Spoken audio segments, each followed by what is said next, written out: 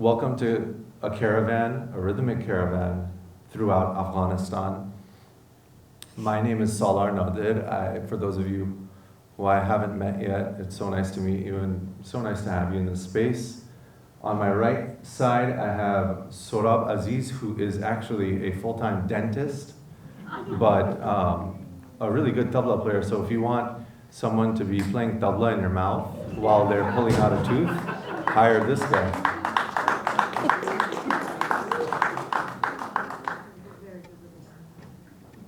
I'm pulling his leg. So Sorab Jan is a scholarship recipient from SNTF. On my left is Lalita Balakrishnan, who is also, thank you. You haven't heard her yet and you're already clapping. She's actually amazing. They both are.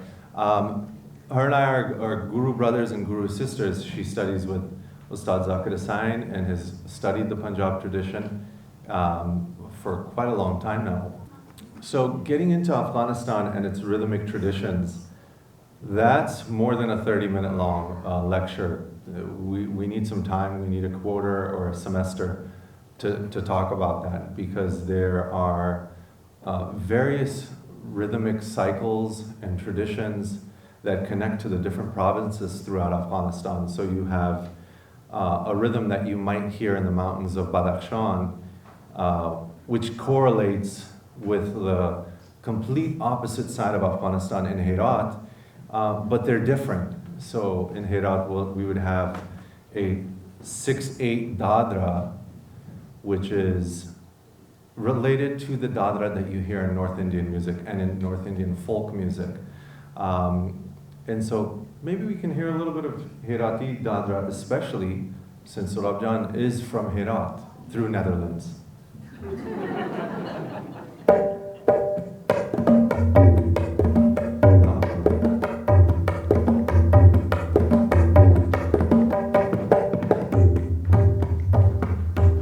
That's it. Okay. So that's Herati Dadra, right? But let's hear Dadra that's played in Maharashtra.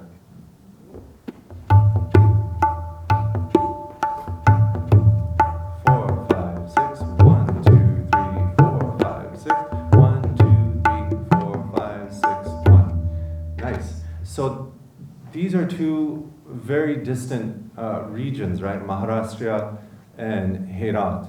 But at one time, during the time of the Mughal Empire and King Akbar, this was all one kingdom. So these instruments, like the tabla, the jodi, the pakaj, the dol, and the dolak, they traversed and traveled throughout these provinces. And so it's not a big surprise to see a tabla in Afghanistan. I mean, I've been all over the world and I'm always asked this question. There's tabla in Afghanistan? I thought that was an Indian instrument. And yes, it is an Indian instrument, but we also have tabla within Farsi Dari music as well as Pashto music, which I'm going to share a couple. Please come in, don't worry, you don't have to, I won't be upset. Nobody's getting detention or points docked. You know, this isn't a final exam. All are welcome. And so that was 15th century, and the instruments were quite different. The baya was wooden, it was taller, and it had flour on it, so atta, wala baya, and throughout, I would say, the early 18th century, as the tablas modernized a bit, during the time of Amir Sher Ali Khan, who was the reigning king at the time, there was a royal court of musicians, and these royal court musicians actually came in from North India. But I always think to myself and say that, yes, there were royal court musicians that came from North India and settled in Koche Kharabat, Afghanistan, but there had to be tabla and dol and dolak even before this time. And so I always think about this subject, and I think about Koche Kharabat and the masters, and there's not enough written text from this time or documentation, and if there has been any, unfortunately with the current government of Afghanistan, we don't have access to that type of information. As you know, there's a complete and all-out total ban on these instruments and music and arts and creative arts within Afghanistan. And so I said this earlier, I thank Rupeshji and Monaji for inviting me as the Afghan at the festival. And so about this drum that I'm holding, this is a dolak that I literally saved about 5-6 months ago, and Mashal John always says don't use the word saved. So okay, I said it, my bad. For those of you who don't know, Mashal John is my better half, my wife, who's here, and she's going to be operating the laptop. She's playing the laptop. That's a really ancient Afghan lithium battery powered from Afghanistan instrument. That was a nice jab. So the Pahmani dolak, this is a 100-year-old mulberry wood dolak from the land of my forefathers. And as you can see, it has beautiful mother of pearl integrated into the actual wood. So I'd like for all of you to eventually come up after, and you can touch it, it's fine. Just don't bang on it, it's a drum, but lightly and check it out. And the reason why it's important that these instruments are preserved and performed on is that, of course, the arts in Afghanistan and culture of Afghanistan go back several centuries, but many musicians who I personally know are burying these instruments as we speak and hiding them. So I've tried my best to just call up musicians who actually don't have anything else to do now at this time, and I try to, support them by giving what we can and shipping these over here. So it's a beautiful instrument that I'll play a little bit later, and it's one of the instruments that have just been imported. Getting into the rhythmic culture of Afghanistan, specifically tals that you'll only hear in Afghanistan, and cross-referencing them to tals that you'll hear in North India. The first piece I'd like to get into is, and I'll set it up for you, in Afghanistan we have a tradition during the wedding procession. There is a song called Ahista Baro, which literally translates into walk slow. I mean, the meaning and metaphor and analogy with that is literally you're taking this next big step in your life. Take it slowly and hand in hand. And so the poetry, I'm not going to sit here and give us an entire translation of Ahista Baro, but the specific singer who you're going to hear is one of the most well-known Ahista Baro singers. And I said this earlier, we're only doing rhythm, so I can't sit here and basically give you every vocalist's catalog. We need a semester for that at SOKA Performing Arts. Drop that. So Ustad Rahim Bakhsh is one of the forefathers of Afghan classical music, and so I'd like for you to hear the tal that's being played. A little more volume, please.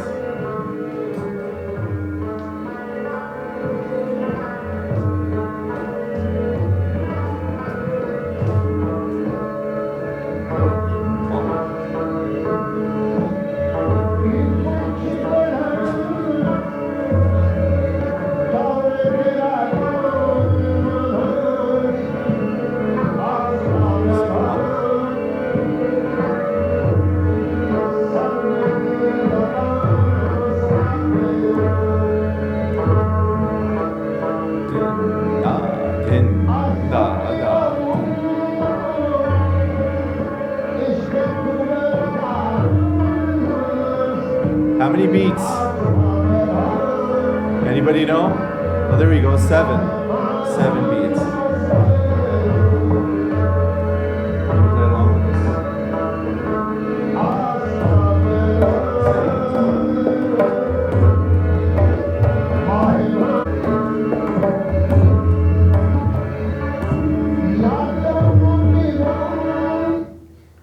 Ahista Baro, incredible, right? And so imagine you're at a wedding of 500 to 1,000 people, and back then you didn't have microphones. So Ustad Rahim Bakhsh should be ushered from 4 or 5 weddings in one night. And the tabla player, if you noticed in the video, he's playing kolahat, so he's playing open hand Mughali. So din da din da da din da din da da. And the reason why he's playing kolahat is because, as I said earlier, the bass instrument at that time was wooden, and the tablas were not mic'd. A lot of these weddings happened outdoors. So in order for him to cut through, the tabla player had to play with a lot of sheer force so everybody can hear this amazing take-up.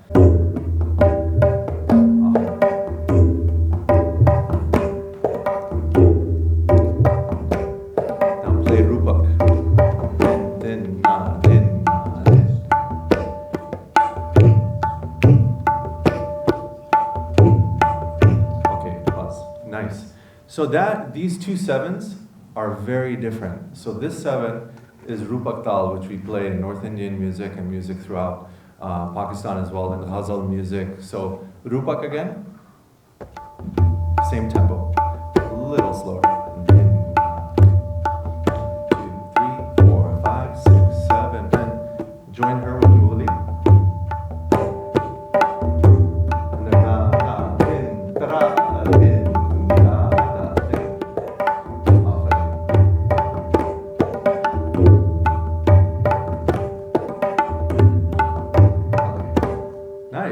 Give him a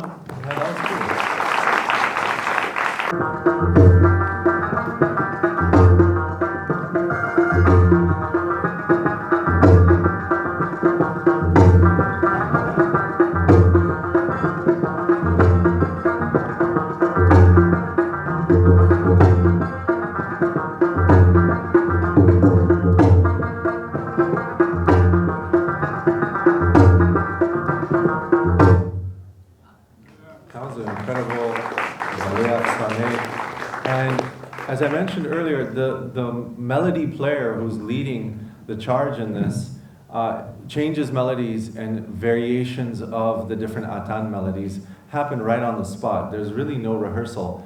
And in this particular piece, we didn't get into very specific acrobatics, but once you look up atan and you go home tonight on YouTube before you have your Sunday R&R, try to do a little atan, get that cardio going. You've been doing all this sitting today, so a couple spins, a couple claps, and I'm sure there's atan demos all over YouTube that you can check out. But Radio Television Afghanistan basically had its own orchestra, and the orchestra members were funded, and they were radio workers, so they basically performed, recorded, played on live radio. Singers would come in, they would back up any singer. So these were like the hired guns of Afghanistan.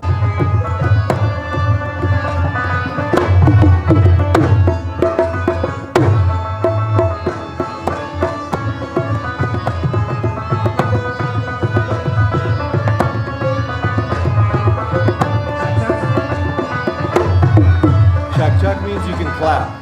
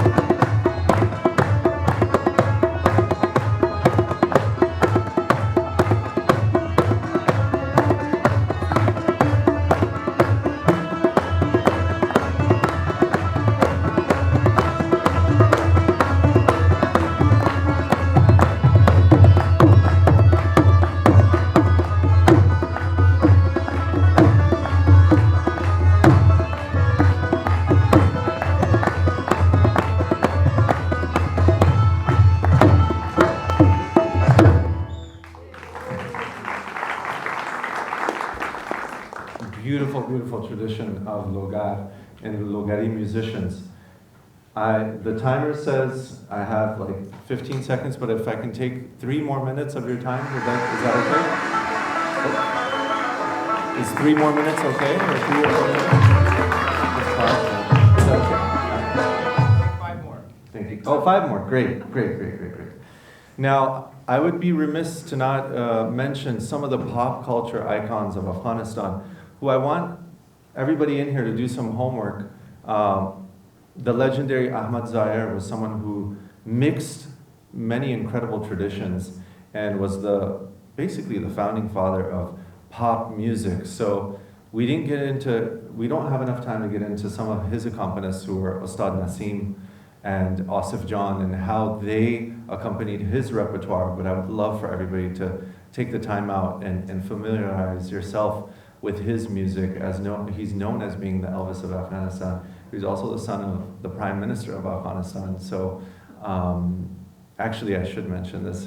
His niece is sitting out here, who's an incredible neurologist and leading doctor, who is a beautiful vocalist, actually.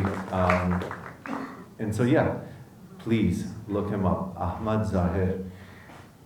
Pashto music is a massive tradition, and Pashto language, it's poetry, it's beautiful, deep, just as deep as Rumi's and Maulana's and Farsi poetry. And so I'm not going to sit here and try to translate everything for you tonight, but I want you to have a second to listen to this rhythmic accompaniment of a vocalist by the name of Master Haidar. Now, Master Haidar, he's from Peshawar, and like I said, going back to the 18th and early 19th century, you had Pashto traditions that belonged to both sides of the border. And I'm not going to get into the Durand line, but look it up. Master Ali Haidar, 2 percussionists.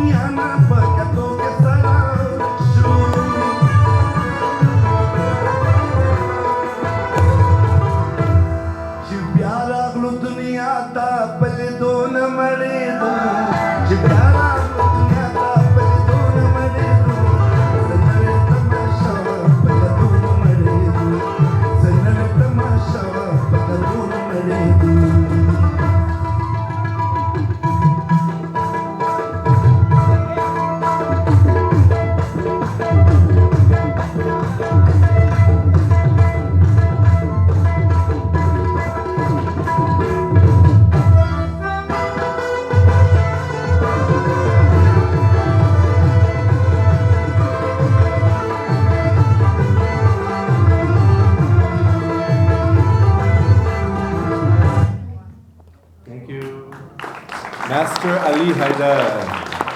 And so you can see there, actually, the tabla player's hand was bandaged up. I don't know if you noticed that. Who caught that? Yeah, there we go. We got one person who saw it. He literally bandaged on this side, the striking side for me, which is the left side. Again, these traditions were played without mics, and they're played at a lot of wedding type of gatherings. And so the drummers, the tabla players, play with extreme force and play kolabaj, so open hand technique. I'm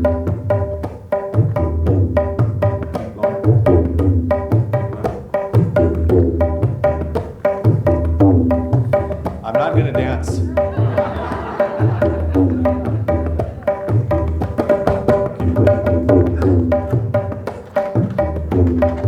So combining this with the dole,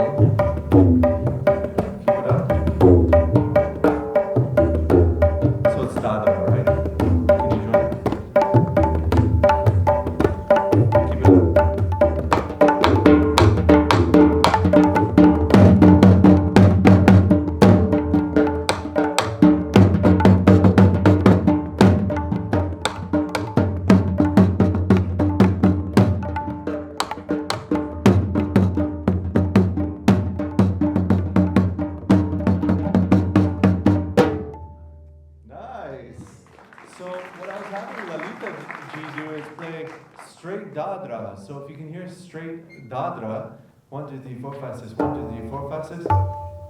Dada, then dada, dada.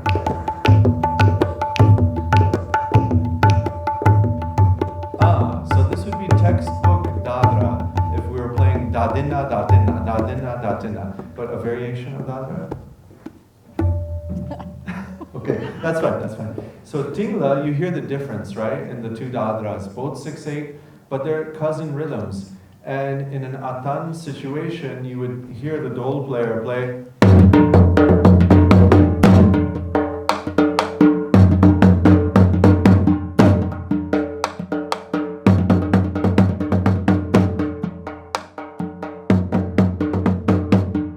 So now there's a rhythmic change, right?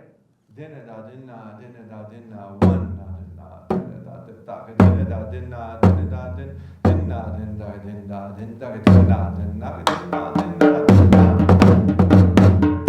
Now this is called Gora Chal, so Gori Chal in Pashto music, and especially in Atan. So you have these very different changes that'll happen through the dancers. Sometimes you'll get into the 4/4. So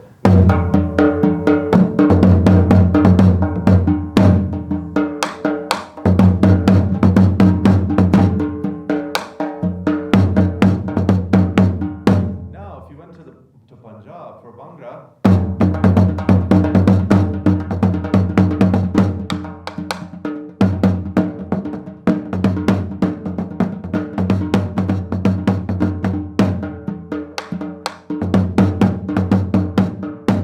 So the distance between Jalalabad and Punjab, very close. You know, these traditions are so close, and they intertwine and they weave in and out of each other. So for me, this has all been one, really. We can call it a Caravan and Afghan rhythms, but it's the same numbers, same numerals, just a different flavor and a different spice. It's like the Kabuli palau you'll have in Kabul, or a Hyderabadi biryani, right? I had that for breakfast once in Hyderabad. It was amazing. We ate it in the morning. So if you played Gora Chal on tabla, what would that sound like? So this is, you can join me.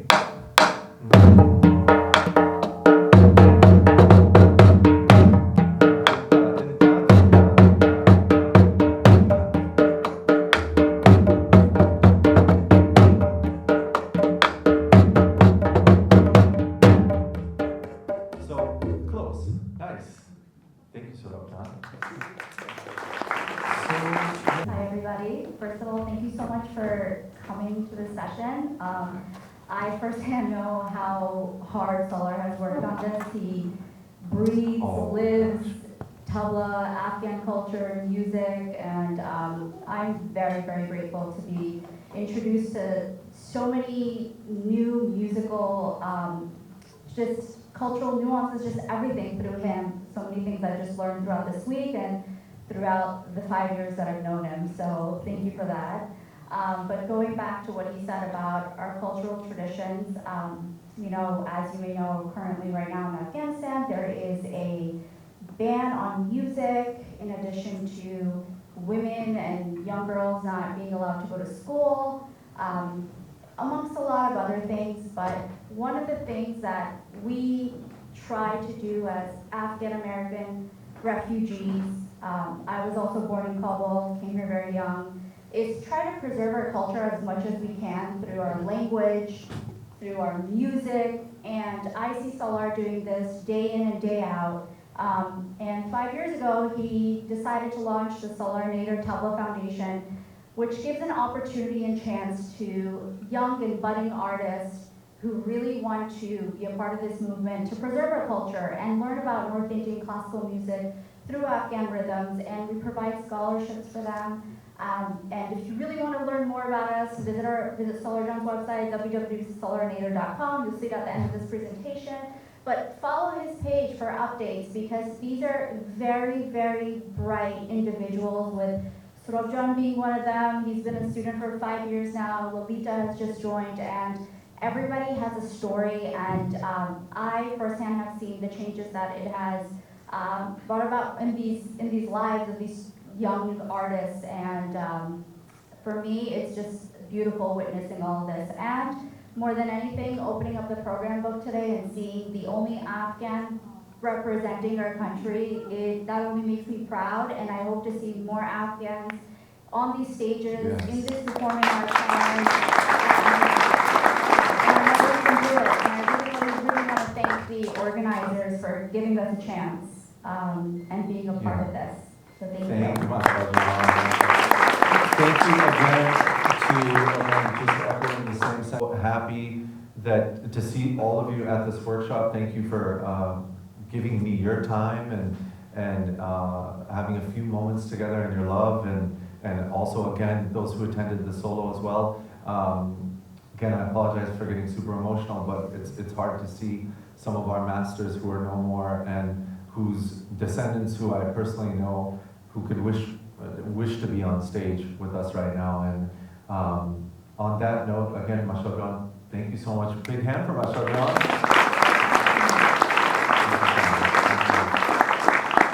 Surab Aziz, Lalita Balakrishnan, and the Voice of America microphone.